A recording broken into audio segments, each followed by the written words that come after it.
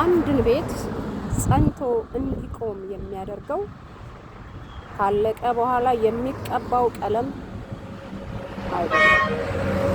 ያንን ቤት ጸንቶ እንዲቆም የሚያደርገው የተመሰረተበት አመሰራረቱ ጅማሬው ነው። አያችሁ፣ አንድ አማኝ ጸንቶ እንዲቀጥል ጸንቶ እንዲቆም የሚያደርገው ጅማሬው ነው፣ መሰረቱ። ሰው በእግዚአብሔር ቃል ላይ ከተመሰረተ፣ መነሻው የእግዚአብሔር ቃል ከሆነ፣ በእግዚአብሔር ቃል እውነት ታንጾ ተኮትኩቶ ካደገ የትኛውም ነፋስ ይምጣ መኑ አይወድቅም።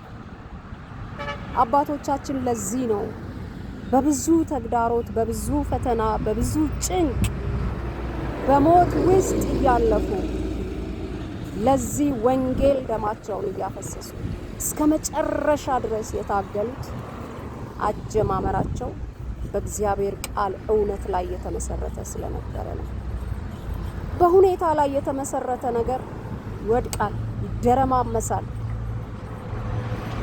መጽሐፍ ቅዱስ የእምነታችንን ጀማሪና ፍጹም አድራጊውን ክርስቶስ ኢየሱስን ተመልክተን በፊታችን ያለውን ሩጫ በትዕግስት እንሩጥ ይለናል።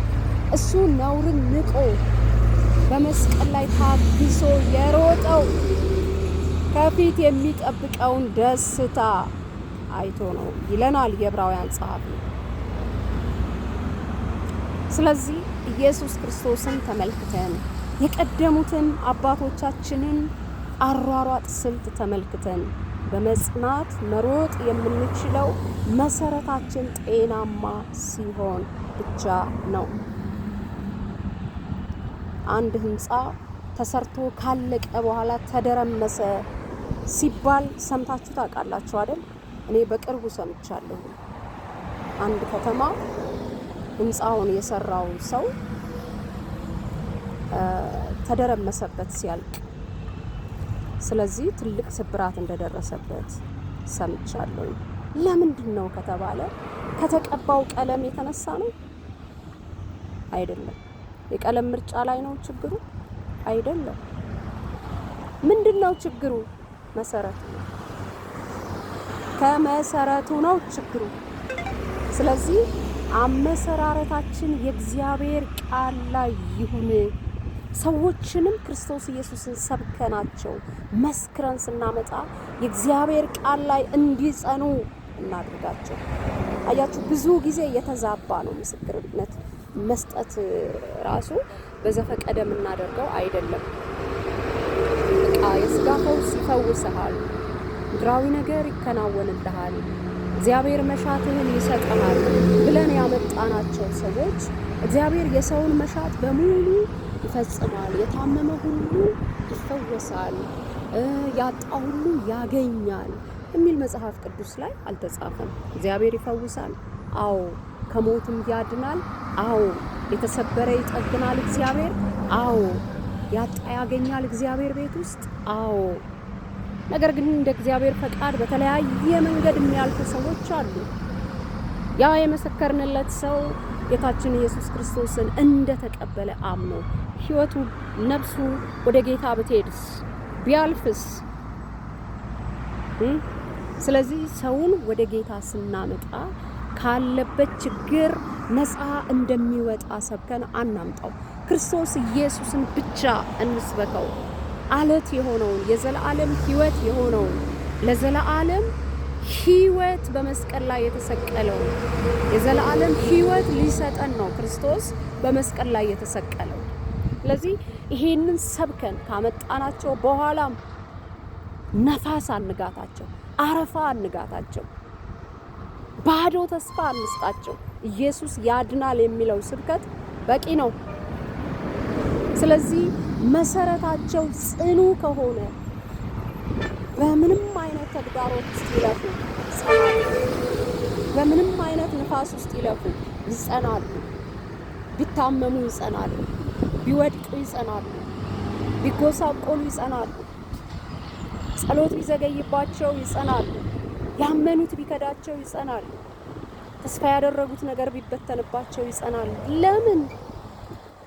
ቅድም እንደነገርኳችሁ መሰረቱ ትክክለኛ የሆነ ህንጻ ጥቁር ቀለም ቀቡት፣ ነጭ ቀለም ቀቡት ለሚመለከተው ሰው እንጂ የህንጻው ጥያቄ አይደለም። በጭራሽ ነጭ ቀቡኝ ብሎ ያውቃል? ኖ በጭራሽ።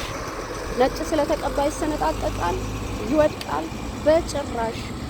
ቀይ፣ አረንጓዴ የፈለጋችሁትን አፈርማ ድንጋይማ ቀለም ቀቡት፣ ምንም አይሆንም፣ ምንም አይሆንም። ስለዚህ አመሰራረታችን ጤናማ ከሆነ በምንም ነፋስ ውስጥ እንለፍ እንሻገራለን። ለዚህ ነው ሐዋርያቱ ተስፋ በሚያስቆርጥ የሞት መንገድ እያለፉ ወንጌልን የሰበኩልን። እና ሐዋርያው ጳውሎስ በባህር ውስጥ ፍርሃት አላደል፣ በውሸተኛ ወንድሞች መካከል ፍርሃት፣ በከተማ ፍርሃት፣ በመንገድ ፍርሃት፣ መርከቡ እንደተሰባበረችበት ይነግረናል እግዚአብሔር ቃል የሐዋርያት ሥራ ምዕራፍ 27 ላይ። ፍርሃት ነበር፣ የሞት ፍርሃት። ወደፊት እንድናለን የሚል ተስፋ ቆርጠን ነበር ይለናል የሐዋርያት ሥራ ጸሐፊ። ምንድነው ያጸናው?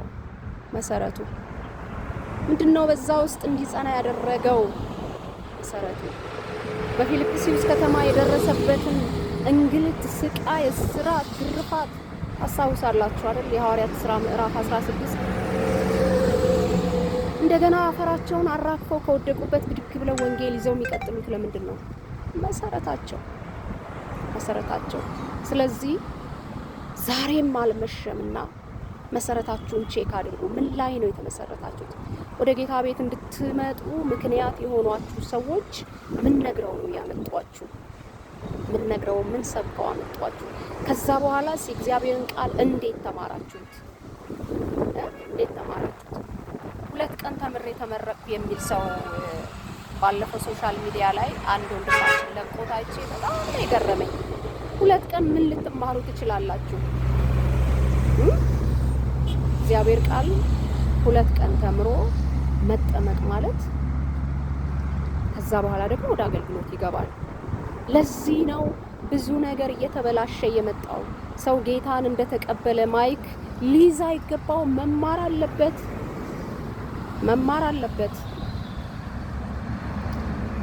ያ የተማረ አዋቂ ሰው በእውቁ በገማልያል የተማረ እውቁ የሕግ ሰው ሐዋርያው ጳውሎስ አናንያ ተልኮለታል።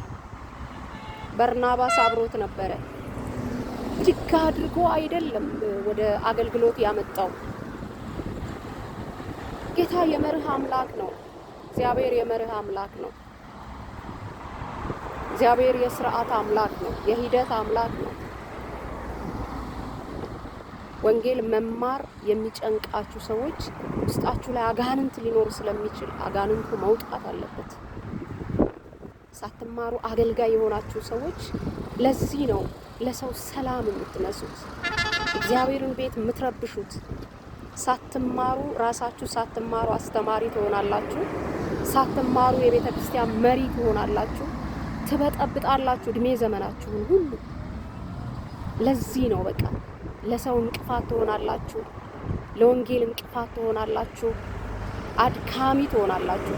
አዲስ ክርስቲያን አይሁን፣ አዲስ አማኝ አይሁን ኤጲስቆጶስ ብሎ ሐዋርያው ጳውሎስ ለጢሞቴዎስ ሲነግረው ለቲቶ እንደዚህ አይነት የአመራር ስልቶችን ሲነግራቸው በትዕቢት ተነፍቶ እንዳይሞት ራሱ ሌሎችንም እንዳይረብሽ። ያልተማረ ሰው እንዴት ሊያስተምር ይችላል? ማውቅ ሰው እንዴት ሰዎችን ወደ እውቀት ሊያመጣ ይችላል? አገልግሎት እኮ የከበረ ነው። መሪነት የከበረ ነው። አገልጋይ መሆን የከበረ ነው። ስለዚህ ያልተማራችሁ የቤተ ክርስቲያን መሪዎች፣ ወንጌል ያልተማራችሁ እግዚአብሔር እውነት ያልገባችሁ አገልጋዮች እንደገና ለመማር ራሳችሁን አዘጋጁ። እግዚአብሔር ሁላችንን ይርዳን። እግዚአብሔር ያጽናን በቤቱ። አሜን። በኢየሱስ ስም ሃሌሉያ ሃሌሉያ።